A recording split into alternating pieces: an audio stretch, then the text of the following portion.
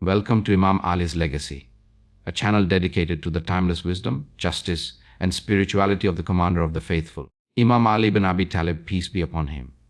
Imam Ali was more than a warrior, a scholar, or a ruler.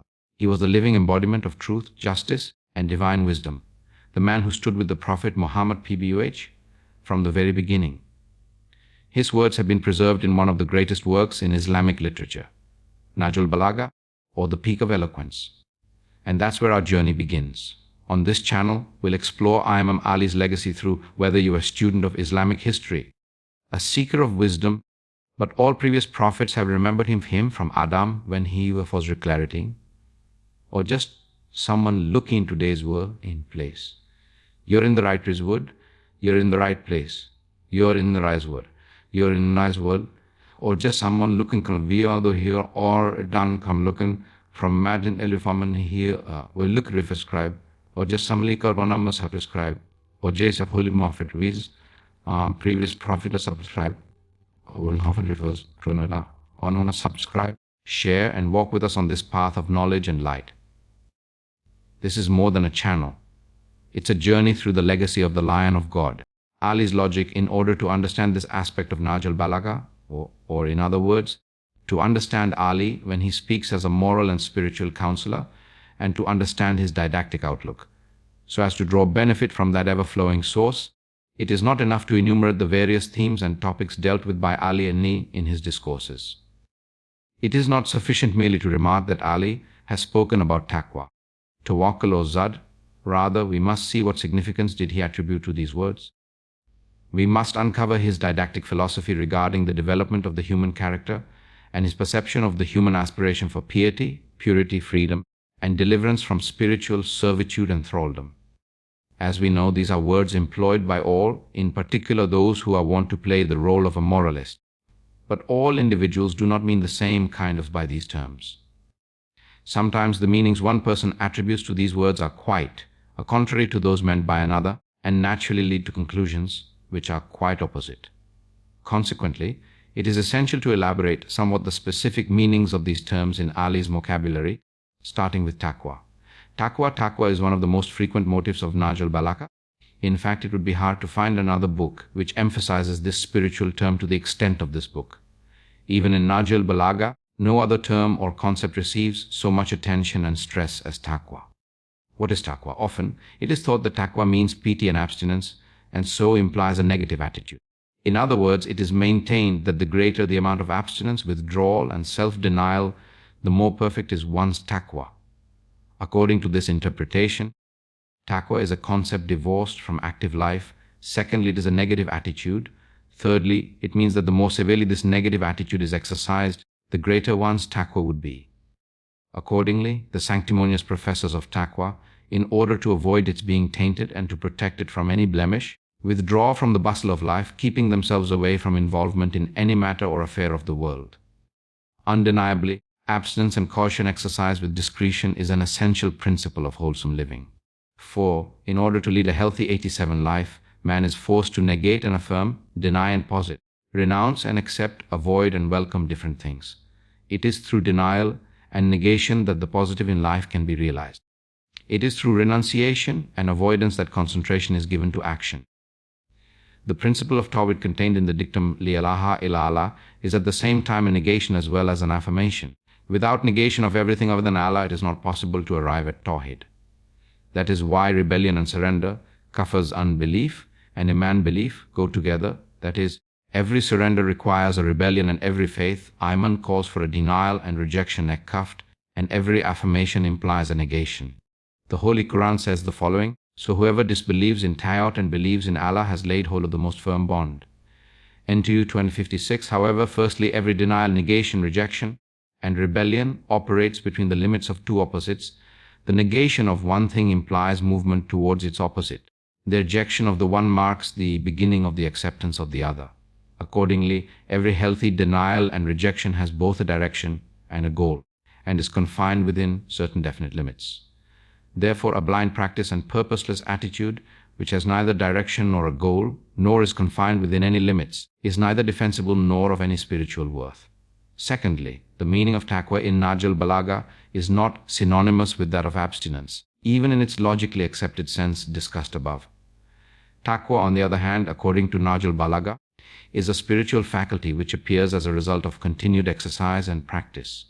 The healthy and rational forms of abstinence are, firstly, the preparatory causes for the emergence of that spiritual faculty. Secondly, they are also its effects and outcome. This faculty strengthens and vitalizes the soul, giving it a kind of immunity.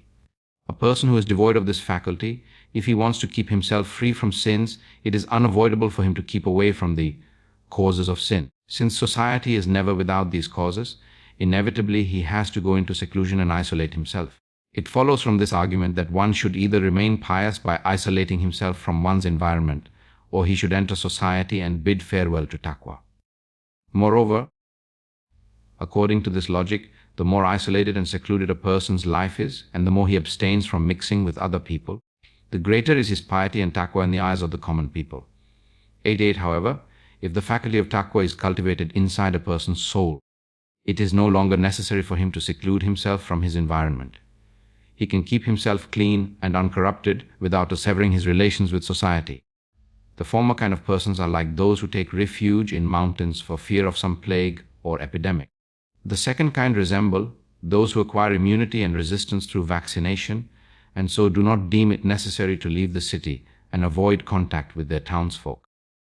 On the other hand, they hasten to the aid of the suffering sick in order to save them. Saadi is alluding to the first kind of pious in his Gulistan, when he says the following: "Saw I a sage in the mountains, happy in a cave far from the world's tide. Said I, O hie not to the city return, and lighten your heart of this burden." He said, "The city abounds in tempting beauties, and even elephants slip where mud is thick."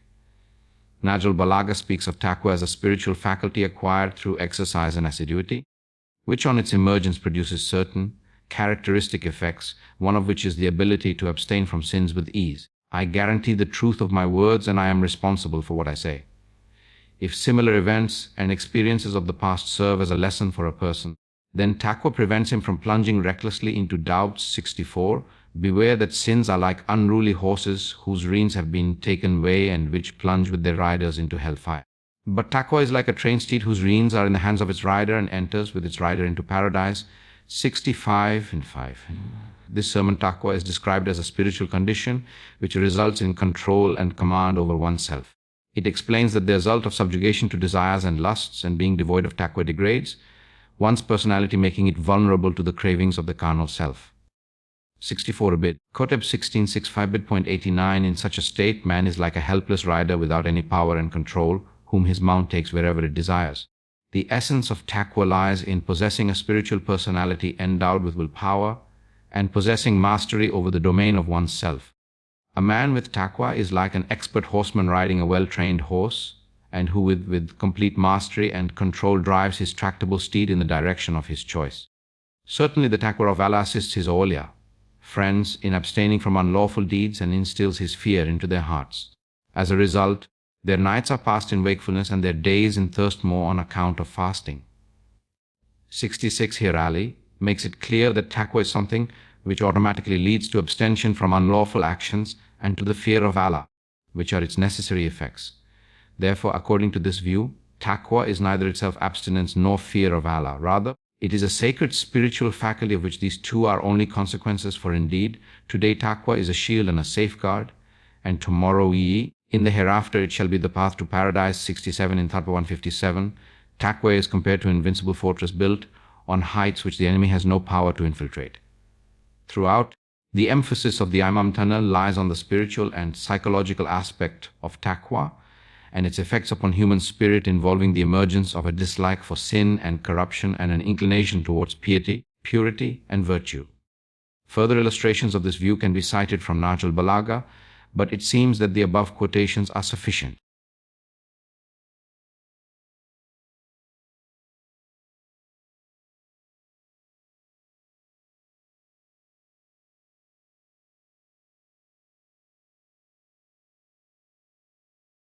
Taqwa is immunity, not restraint. We have already mentioned some of the various elements found in the spiritual pieces of advice, Mawa'izd of Najh Ul Balagha. We began with taqwa and saw that taqwa, from the viewpoint of Najh Ul Balagha, is Katabno 191. a sublime spiritual faculty which is the cause of certain attractions and repulsions, i.e., attraction towards edifying spiritual values and repulsion towards degrading materialistic vices. Nahjul Balagha considers taqwa as a spiritual state that gives strength to human personality and makes man the master of his own self. Taqwa as immunity, and Najh Ul Balagha stresses that taqwa is for man a shield and a shelter, not a chain or a prison. There are many who do not distinguish between immunity and restraint, between security and confinement, and promptly advocate the destruction of the sanctuary of taqwa in the name of freedom and liberation from bonds and restraint. That which is common between a sanctuary and a prison is the existence of a barrier. Whereas the walls of a sanctuary avert dangers, the walls of a prison hinder the inmates from realizing their inner capacities and from benefiting from the bounties of life. Ali difference between the two, where he says the following, clarifies the let it be known to you, O servants of Allah, that taqwa is a formidable fortress, whereas impiety and corruption is a weak and indefensible enclosure that does not safeguard its people and does not offer any protection to those who take refuge in it. Indeed, it is only with the taqwa that the tentacles of sins and misdeeds can be severed. 68 Elite. Ali, in this sublime advice, compares sins and evil deeds, which are afflictions of the human soul, to poisonous insects and reptiles, and suggests that the faculty of taqwa is an effective defense against them. In some of his discourses, he makes it clear that taqwa not only does not entail restraint and restriction, or is an impediment to freedom, but on the other hand, it is the source and fountainhead of all true freedoms. In Qatbah 230, he says the following, taqwa is the key to guidance, the provision for the hereafter, the freedom from every kind of slavery, and the deliverance from every form of destruction. Kitab No 1857. The message is clear. Taqwa gives man spiritual freedom and liberates him from the chains of slavery and servitude to lusts and passions. It releases him from the bonds of envy, lust, and anger, and this expurgates society from all kinds of social bondage and servitude. Men who are not slaves of comfort, money, power, and glory never surrender to the various forms of bondage which plague the human society. Nahjul Balagha deals with the theme of taqwa and its various effects in many of its passages, but we don't consider it necessary to discuss all of them here. Our main objective here is to discover the meaning of taqwa from the point of view of Nahjul Balagha, so as to unearth the reason for so much emphasis that this book places on this concept. Of the many effects of taqwa that have been pointed out, two are more important than the rest. Firstly, the development of insight and the clarity of vision. Secondly, the capacity to solve problems and to weather difficulties and crises. We have discussed this in detail elsewhere. Moreover, a discussion of the effects of taqwa here will take us beyond our present aim, which is to clarify the true meaning of taqwa. It will not be out of place to call attention to certain profound remarks of Nahjul Balagha about the reciprocal relationship between the human being and taqwa. Reciprocal commitment, in spite of the great emphasis laid by Nahjul Balagha on taqwa as a kind of guarantee and immunity against sin and temptation. It should be noticed that one must never neglect to safeguard and protect taqwa itself. Taqwa guards man, and man must safeguard his taqwa. This, as we shall presently explain, is not a vicious circle. This reciprocal guarding of the one by the other is comparable to the one between a person and his clothes. A man takes care of his clothes and protects them from being spoiled or stolen, while the clothes in turn guard him against heat or cold. In fact, the Holy Quran speaks of taqwa as a garment, and the garment of taqwa that is better. Ali, speaking about this relationship of mutual protection between a person and his taqwa, says the following, turn your sleep into wakefulness by the means of taqwa and spend your days in its company. Keep its consciousness alive in your hearts.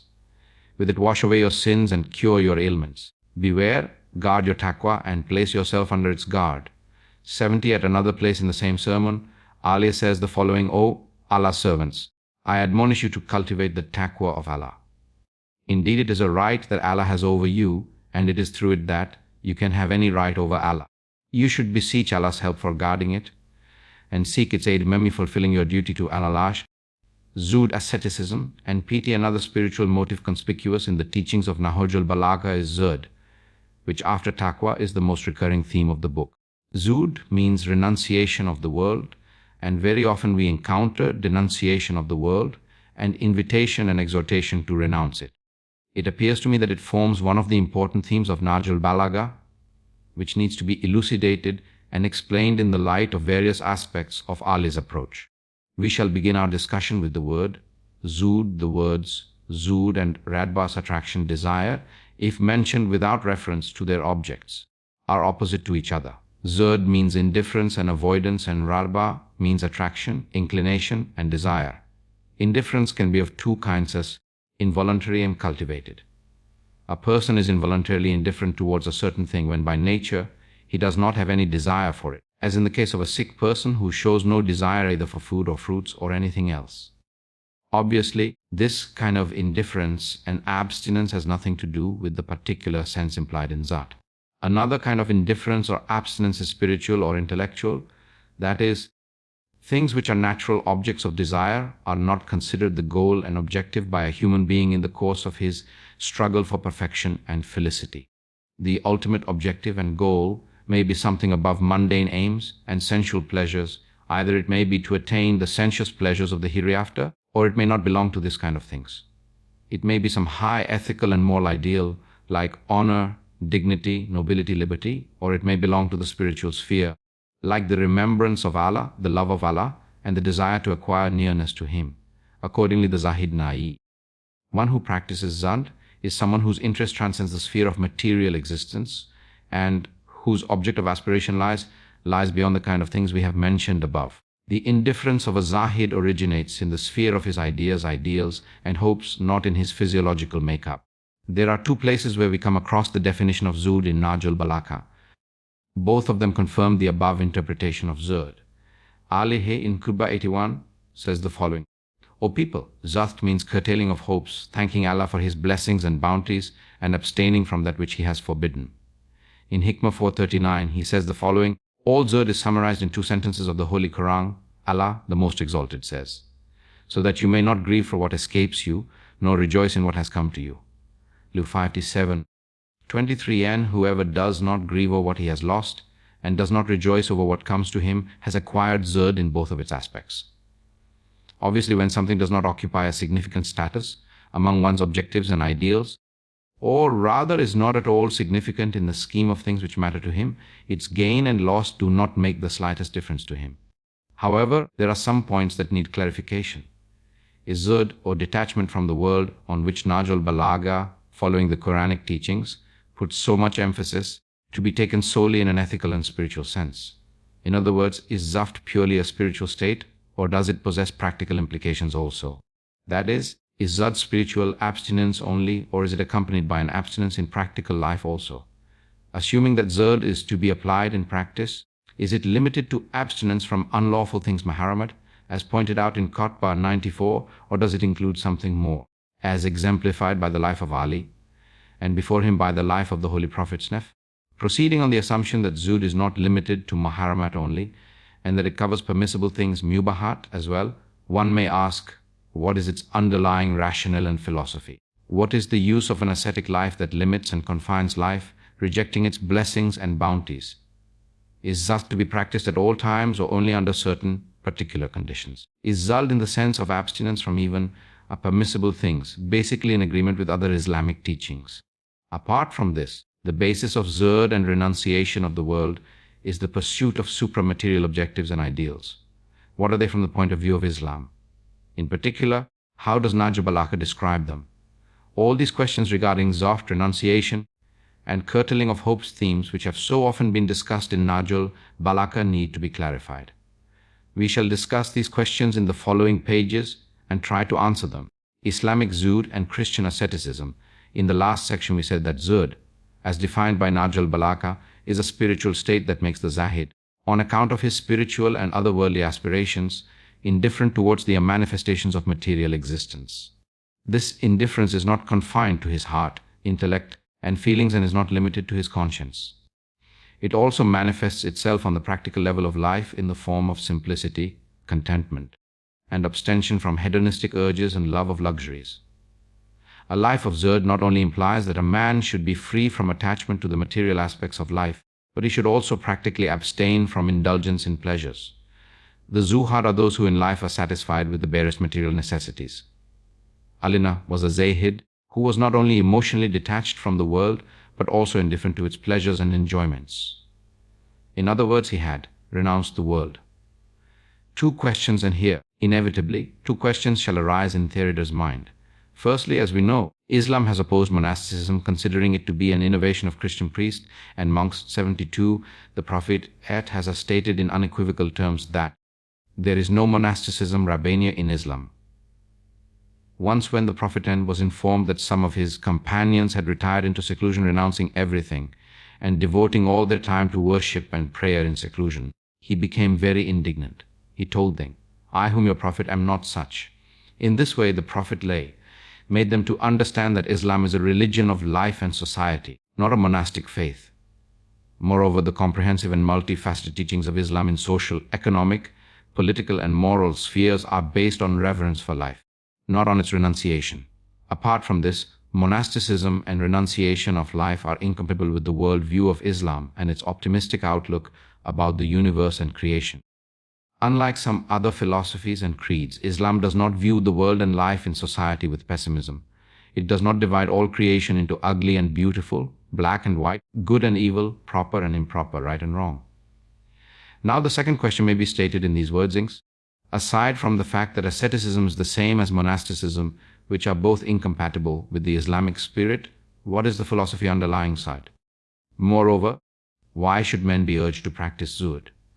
Why should man, seeing the limitless bounties of Allah and good things of life around him, be called upon to pass by of this delightful stream indifferently and without so much as wetting his feet? Are the ascetic teachings found in Islam on this basis? Later innovations been introduced into Islam from other creeds like Christianity and Buddhism. And if this is correct, how are we to explain and interpret the teachings of Najh Ul Balagha?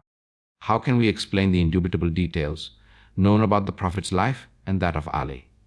The answer is that Islamic zuhd is different from Christian asceticism or monasticism. Asceticism is retreat from people and society and seclusion for the purpose of worship. According to it, the life and works of the world are separate from the works of the hereafter, and the one is alien to the other. One should of necessity choose either one of the 72 al-Majlisi, Bihar al-Anwar Vol. 15, Bab al-Nahiyan al-Rabbaniya Wal Siyaha. Rumi in the sixth part of his Mathnavi refers to this tradition in the story of the bird and the hunter. 2. One should either devote oneself to worship of Allah, which shall bear fruits in the hereafter, or take up the life of the world and benefit from its immediate pleasures. Accordingly, monasticism is opposed to life and social relationships. It requires withdrawal from people and negation of responsibility and commitment towards them. On the other hand, zuhd in Islam, though it requires a simple and unaffected lifestyle and is based on abstention from luxuries and love of comforts and pleasures, operates in the very midst of life and social relations and is sociable. It draws inspiration and proceeds from the goal of better fulfillment of social responsibilities and duties. The conception of zuhd in Islam is not something that would lead to asceticism, because a sharp distinction between this world and the next is nowhere drawn. From the viewpoint of Islam, this world and the next are not separable, not alien to each other. The relation of this world to the other is similar to that between the inward and outward sides of a single reality. They are like the warp and woof of a single fabric. They are to each other as the soul to the body. Their relationship can be assumed to be something midway between unity and duality. The works of this world and those of the next are interrelated similarly. Their difference is that of quality without being essential. Accordingly, when he was repenting, that which is harmful for the other world is also to one's detriment in the present world, and everything which is beneficial for the summum bonum of life in this world is also beneficial for life in the hereafter. Therefore, if a certain work which is in accordance with the higher interests of life in this world is performed with motives that are devoid of the higher, supramaterial and transcendental elements, that work would be considered totally this worldly and would not, as the Holy Quran tells us, elevate man in his ascent towards Allah. However, if a work or action is motivated by sublime aims and intentions and is executed with a higher vision that transcends the narrow limits of worldly life, the same work and action is considered otherworldly. The Islamic zuhd, as we said, is grounded in the very context and stream of life and gives a peculiar quality to living by emphasizing certain values in life. As affirmed by the Islamic texts, zuhd in Islam is based on three essential principles of the Islamic world outlook. The three essential principles, enjoyments derived from the physical, material, and natural means of life, are not sufficient for man's happiness and felicity. a series of spiritual needs are inbuilt in the human nature, without whose satisfaction the enjoyment provided by material means of life is not enough to make man truly happy. The individual's felicity and happiness is not separable from that of society. Since man is emotionally bound to his society and carries within him a sense of responsibility towards it, his individual happiness cannot be independent of the prosperity and peace of his fellow men. The soul, despite its fusion and a kind of unity with the body, has a reality of its own. It is a principle in addition to the body which constitutes another principle in itself. The soul is an independent source of pleasure and pain. Like the body, or rather even more than it, it stands in need of nourishment, training, growth, and development. The soul, however, cannot dispense with the health and vigor of the body. At the same time, it is undeniable that total indulgence in physical pleasures and complete immersion into the delights of sensual experiences does not leave any opportunity for realizing the soul's unlimited possibilities. Therefore, there exists a kind of incompatibility between physical enjoyment and spiritual satisfaction. This is especially true if the attention and attachment to physical needs were carried to the very extreme of total immersion and absorption.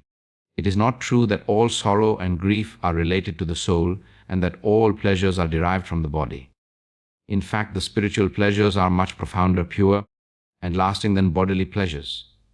To sum up, one-sided attention to physical pleasures and material enjoyments finally results in compromising the total human happiness. Therefore, if we want to make our lives happy, rich, pure, majestic, attractive, and beautiful, we cannot afford to ignore the spiritual aspects of our being. With due attention to these principles, the meaning of Zuhd in Islam becomes clear. The knowledge of these principles allows us to understand why Islam rejects monasticism but welcomes a form of asceticism which is rooted in the very heart of life and in the context of social existence. We shall explain the meaning of Zuhd in Islamic texts on the basis of these three principles.